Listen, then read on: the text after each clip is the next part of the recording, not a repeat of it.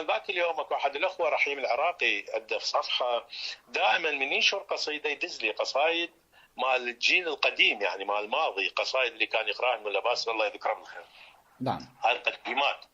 فهذني عود رجعت اسمعهن ماكو بيتين ثلاثه، اما الجديد والله ما سامعه حتى ما ادخل بيسمع. ذاك اليوم اكو احد الاخوه رحيم العراقي عنده في صفحه دائما من ينشر قصيده يدز لي قصايد مال الجيل القديم، يعني مال الماضي، قصايد اللي كان يقراها الملا باسل الله يذكره بالخير. نعم. هاي التقديمات.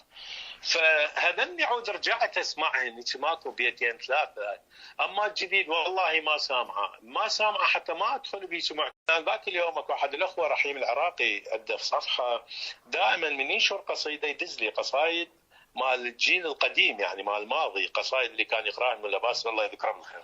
نعم. هاي التقديمات. فهذني عود رجعت اسمعهن ماكو